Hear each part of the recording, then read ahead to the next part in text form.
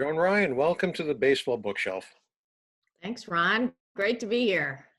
Congratulations on your very interesting book, Intangibles: Unlocking the Science and Soul of Team Chemistry. It's a bit of a departure from all the analytic books we've had over the last few years, Moneyball this and Moneyball that, and Cold Figures. So what gave you the idea that you wanted to do this? I've covered sports, for more than 2 decades before moving to news and then, leaving the newspaper business altogether to work, to write books and work as a consultant for the San Francisco Giants. And over all those years, one of the things that kept me going in sports was the relationships of the players and how, these, and especially in baseball, because that's where I've spent probably more time than any place else, and how they interconnect and meld into a team despite such differences in personalities, language, birthplace, all of that. And that's always fascinated me. And then, one day in 2009, I was at the reunion of the 1989 Giants who won the pennant and then, lost during the Earthquake World Series in a sweep to the A's. But that was it was 89, that team.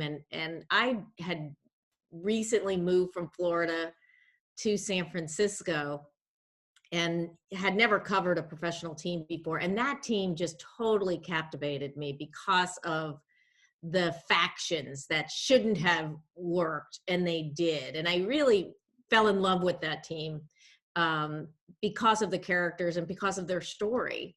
And then when I went to the 20-year reunion in 2009, and I was walking through the party tent and listening to conversations and catching up with these guys after all these years, you could just see it in their eyes and hear it in their voice that they still loved each other.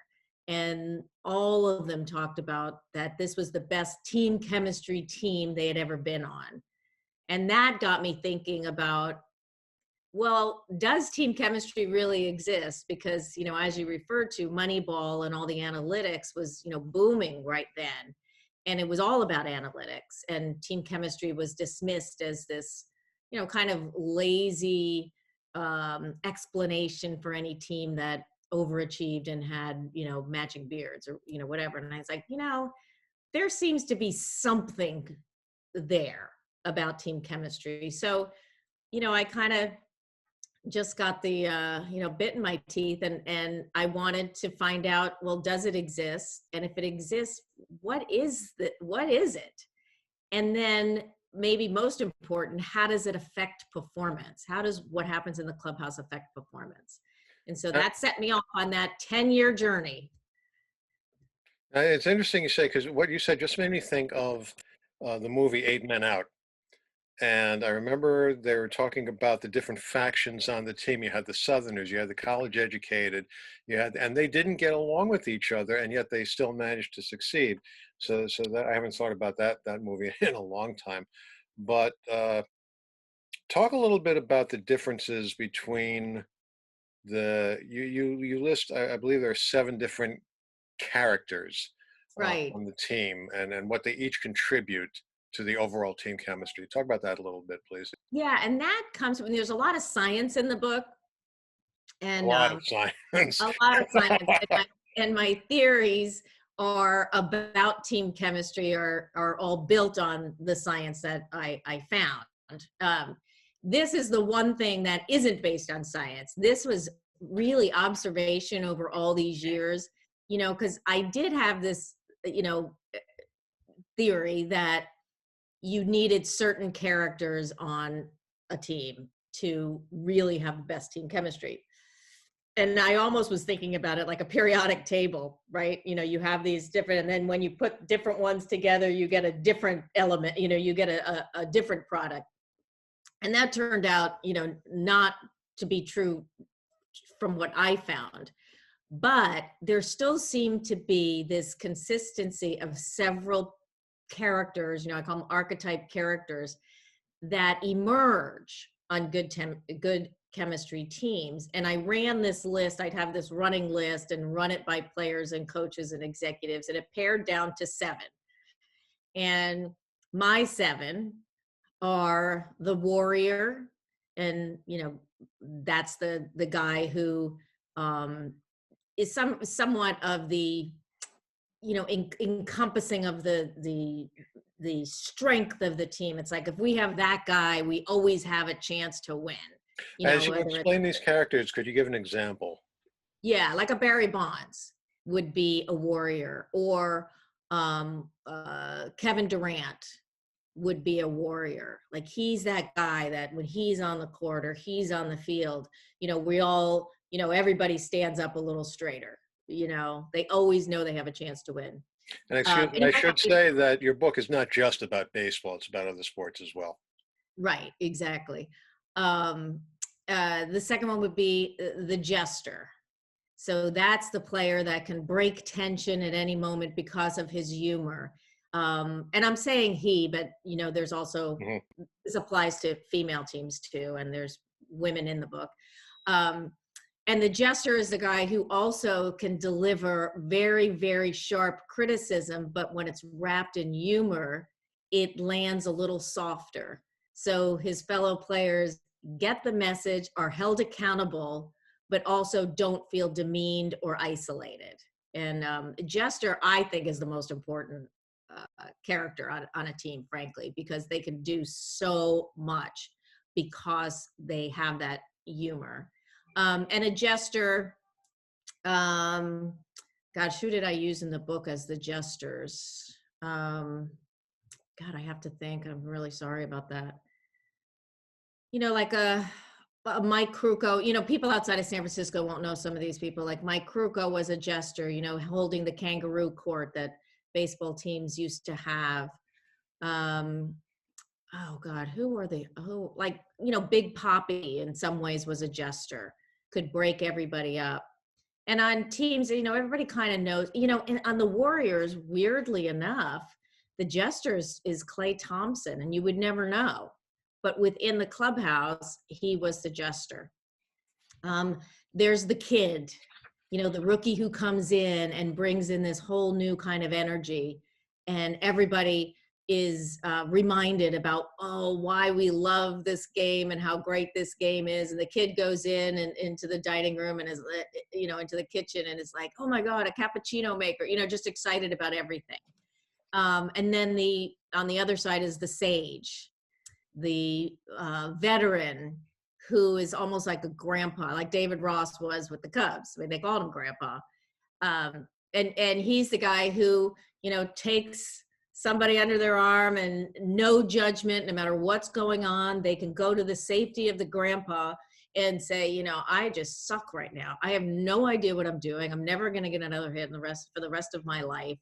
And he's like, dude, I've been there. You're going to be fine. Hey, how about trying this? Then there is the enforcer, and that is the guy who holds everybody accountable. He may not be popular, and he may be kind of an ass, actually, and annoying, but he says what needs to be said, no matter how it's going to land. Because you can't sometimes teams have too much camaraderie. They don't want to rock the boat at all, and then nobody really gets held accountable. So you need that guy that's saying, you know what, guys, don't get too pleased with yourselves. Here's what's going on, and we need to change it. The enforcer, I don't even have them written down in front of me. Gosh, do you have them written down? I do. Okay, you talked about the sage, you talked about the kid, you talked about the jester, you talked about the enforcer, the buddy. The buddy is the nobody eats alone guy. So if there's like sort of this singleton in the team that, sort of doesn't fit in yet to anybody, the buddy makes sure, hey, dude, we're going out to lunch, come on with us. Make sure that every single person on the team feels like he belongs and that he is accepted and supported. And that's a really important thing. Because if you have that one guy just out there, you're not going to get the performance out of him if he's looking over his shoulder and he feels like, oh boy, I better, I have to perform at this high level just to get accepted and I'm worried. Everybody has to feel safe and trusted in that clubhouse environment to perform at their best. Now, you talk about uh, the chemistry of the team.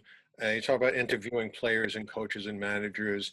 I'm sure there's some who have said that chemistry doesn't exist, and you have the example that we often hear about the 25 guys in 25 different cabs leaving the ballpark. You have the Oakland A's of North and Jackson who fought in the clubhouse, the Yankees, the Bronx Zoo. Uh, it shows that you don't need chemistry all the time to be successful. Yeah, I mean, but you do. You don't have to have the chemistry in the way we think of chemistry. I mean, that's the one thing I found out, that there's um, chemistry is different from what we think it is. It isn't camaraderie.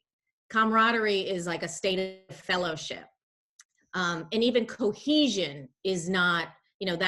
That's just like, okay, we're all on the same page. But chemistry is active. Your performance has to be elevated. The product has to, productivity has to increase to have chemistry. So when you look at those 70s A's and Yankees, and that's the question that always comes up. Well, obviously they didn't need chemistry to win, but they did. They had incredible chemistry. It was on the field though. They didn't have the social emotional chemistry. They had what I call task chemistry. When they're out on the field, they 100% trust each other, because that's the foundation of all of this, right? Is trust. The foundation of any relationship is trust. So even if they didn't trust each other in the clubhouse, like you said, they're getting fist fights, 10 minutes after they arrive in the clubhouse. But out on the field, there's no one else they'd want out there than those other guys, because they're 100% committed to winning and 100% committed to preparation. And in that way, they're 100% committed to each other, because they know the only way they're going to win is if they all do it together out there. So there's the social emotional chemistry in the clubhouse, which most normal human beings need. But there's also task chemistry out on the field. And every great chemistry team has task chemistry. And then most of them also have the social emotional chemistry that then feeds that task chemistry once they get out on the field. So you mentioned 100% people who you want on the field with you. Talk about Johnny Gomes. Oh, so Johnny Gomes is what I call a super carrier of chemistry. There's those great chemistry people. We see them in our lives. You're at a party or you're in an office and somebody walks in the room and you can feel the energy change in the room. There's something about people that have this spark, and that they do have a way of lifting the rest of us up. And Johnny Gomes, who was a journeyman outfielder, knocked around, I think, 13 different teams, never played, I don't think, more than 2 years with any team, maybe the Tampa Bay Rays, or, his first team, but 242 hitter. And a pattern emerged as he knocked around those 13 teams that his teams won. And so I really looked at that. It's like, well, does he actually make a difference? And when you interview his teammates and you look at the statistics, you see he did make a difference on the productivity of that team. And the best example is the 2013 Boston Red Sox. When he's on there, they're going into game 4 of the World Series against the Cardinals, and he's not in the lineup for good reason, because it's a bad pitching matchup for him, number one, and he's a platoon player, and number two, he hadn't had a hit in the series, and I think he'd only had a few in the entire postseason by then. But that leadership group in that clubhouse, that Red Sox clubhouse with Big Papi and Jake Peavy and John Lester and Dustin Pedroia, the list goes on. When they saw the lineup posted, which then, of course, went out all over the world on social media. Everybody knew who was in the lineup, and Johnny Gomes wasn't in there. They got together and they said, "We need Johnny Gomes today because the Red Sox were down 2-1, and they lose another one. It's a tough row to hoe." And so they go into John Farrell's office, the manager at the time, and said, "You need to change the lineup. We have to have Johnny Gomes in there." And of course, he looks at them like they have three heads. Like, first of all, not quite your job to decide who's in the lineup. And number two, look at his numbers. It doesn't make any sense. The pitching matchup is wrong. They didn't leave. I mean, it was basically a mutiny. And that's how deeply they believed that this journeyman player who hadn't had a hit yet was going to help them win. And sure enough, John Farrell changes the lineup. And suddenly Shane Victorino comes down with lower back tightness and he's out. And Daniel Nava, who was in left field, goes to right. And this part, what Johnny Gomes does in the game is, I think, pure coincidence. But he hits a 3-run homer in the 6th inning and puts them up, and they win that game 4-3 and go on to win the World Series. And That's a Hollywood story. it's a Hollywood story. And when I talked to a neuroscience scientist about it, I said, "Well, what's the scientific evidence that Johnny Gomes actually did help them win?" And he looked at me. He was a University of California, San Francisco neuroscientist, and he looks at me and he says, "Well, what do you mean scientific? You have the scientific evidence." I said, "No, like real scientific evidence." He said, "Well, did they play better?" And I said, "Well, yeah, they did." "Did they win?"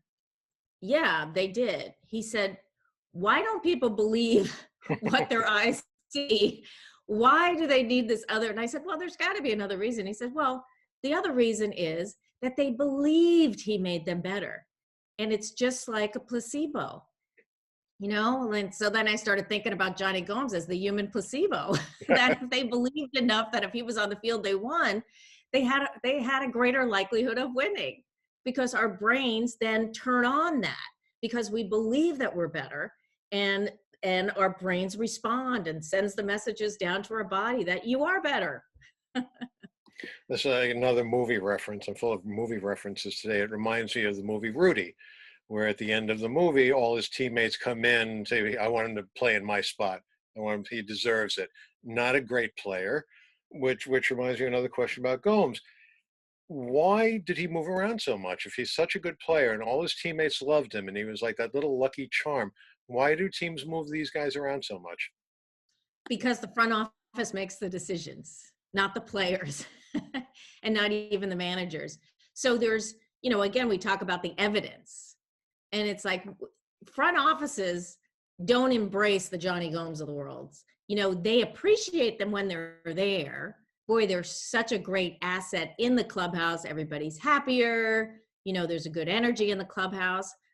But the statistics, the analytics are not going to support Johnny Gomes, because you can't quantify what Johnny Gomes contributes in the clubhouse. It's almost like a factory of machines. What would be the value of the machine that makes all those other machines better? Now, that machine is still just producing what it produces, but all the machines around it are producing more. So there's no evidence that that machine is more valuable, right? Because it's only producing what it produces. So when that's Johnny Gomes, he goes into a clubhouse and other people are better, but his numbers don't get any better. And front offices don't know how to value a player like that yet. Hopefully they will start to recognize it, even if they can't measure it. You mentioned Barry Bonds before. What kind of teammate was he? Because we always hear stories about he was very selfish, he was very aloof. You talk about him, you talk about him in connection with Jeff Kent and how they bounced off of each other, but yet you have that interview with him much more recently. Talk about him a little bit and whether you think he's getting a bad rap. Yeah, I went into this book. So Johnny Gomes was my example of a super carrier. So I have a whole chapter on Johnny Gomes and what that means. And Barry Bonds, because I was in those clubhouses with Barry Bonds when he was playing, was definitely my example of a super disruptor. That is the bad apple in the barrel, and kind of keeps everybody from not performing well. And only to find out after doing a ton of interviews with his teammates and coaches, and um, to find out he wasn't a super disruptor. He wasn't a clubhouse cancer. And one of the reasons he wasn't a clubhouse cancer, or two reasons he wasn't a clubhouse cancer, was number one, I mean, he was a savant at hitting, a total savant. He contributed so much to the end product that the team was better for having him than not having him. They won more with him than without him. And of course, the players in the lineup who were before and after him also saw a lot more pitches, a lot more good pitches, because he was there and they're pitching around him. The other reason was, and again, because he was this weird savant character, and oftentimes savant personalities have very poor social skills. I mean, think of Steve Jobs, I know it's fictional, but like a Sherlock Holmes, not a pleasant person to be around, very arrogant, very self-centered. And part of it is you can't be that great without being pretty self-centered. And you don't understand people because your brain works at a different level within that field than everybody else's. So Bonds in that clubhouse was sort of by himself on that island of misfit toys. And the rest of the team created their own chemistry. And it was Barry being Barry. Now, was he annoying? Absolutely. Was there some resentment? To some extent, they might resent him a little bit. But I know when Dusty Baker became the manager, he became the manager the same year Bonds came to the team. And Dusty explained to the rest of the team, look, Barry is different than the rest of everybody. And don't come into my office complaining about him. You need to accept this guy for who he is. And guess what? You're going to be glad he's on your team. And so for the most part, they did. But it was also why they had to surround him with veterans. Bonds would have eaten the rookies alive. So it was a very veteran team for a very long time at the Giants. And I think when he left, they had some great draft classes that ended up winning the 3 World Series in 5 years. And as we know, they never did win a World Series with Bonds, but they won a lot of games over a lot of years with Bonds, and especially with Bonds and Kent together, which should have been a disaster, and it was the exact opposite. Leaving baseball for a second, in sports, when you have these championship quality players, you have egos. I'm thinking about the dream teams of the Olympics, the basketball players. Everyone is a megastar, superstar on his own. And then they have to come. This is not like the all-star games that they play where everybody's shooting and they pass around, or everybody's showing off on their own. These guys, I would imagine, have to put aside their egos to come together. Otherwise, they're not going to win. If everybody's after themselves to prove on the world stage what a great player he is, it's not going to work. So talk about that a little bit. Yeah. And there was that one team, I can't remember what year it was. Was it 92 or 94, 96? It wasn't 96, but anyway, that team with Dwayne Wade. And I mean, again, like you said, it was a total all-star lineup, and they lost to, and I don't have it in front of me, but who did they lose to? I mean, some team, and the headline was, Dream Team failed by minnows. I mean, it was crazy, and they ended up with the bronze medal, and it was the only dream team that didn't work. And they, the players talked about it, that it never happened. They couldn't get together. And sometimes there can be this too much talent effect. But for the rest of the teams, I think perhaps the player leaders on those teams made sure that they were all going to play together. And when you have the player leader be the hardest working guy, be this most selfless guy, everybody else has to fall into place. And I'm guessing that that was probably the case with all those other teams, and that they wanted the gold medal. They wanted to do something for their country. They weren't playing for themselves at that point, or even for just their own team. You know, they were playing for the entire country, and they embraced it. And, you know, those teams were a blast to watch, even if they were, you know, just crushing every other team there. They were just a blast to watch because they were enjoying it so much and they were enjoying being with each other. I want to switch gears a little bit and talk about the business of bringing a book like this to press. The publisher is Little Brown. How do Mhm. you go about shopping this book, looking for? I mean, you've written books before, so how do you go about? What are the ABCs of finding a publisher, getting an agent, things like that? Right. Yeah, my agent, who I have now, Betsy Lerner, she was my editor for my first book at Doubleday, Little Girls in Pretty Boxes. And my agent at that time was just this woman who I had written a series of articles for the Examiner about the topic of young girls, female figure skaters and gymnasts. And she read it in the Chronicle. And do you want me to do this again? Because can you hear my? Yep, that's fine. Okay. This is live, so anything goes here. Oh, okay. Okay. Um, so yeah, I'm really sorry. It's like this That's okay. cappuccino maker that just goes on and on and on. So anyway, she came to me and she said, look, this is a great, topic, wanted to write a proposal. And so she just became my agent because she came to me. And then she left the business, and then this other agent. And so Betsy's been my agent for three of my five books. And so the way it works is you write a proposal, and I notoriously write terrible proposals because, it's like practicing. I don't want to practice. I want to go right to the, or just go right into the lineup and play in the game. And then you do what, you take it, she as the agent, and she's based in New York. So she kind of knows the publishing houses because she had worked in several of them.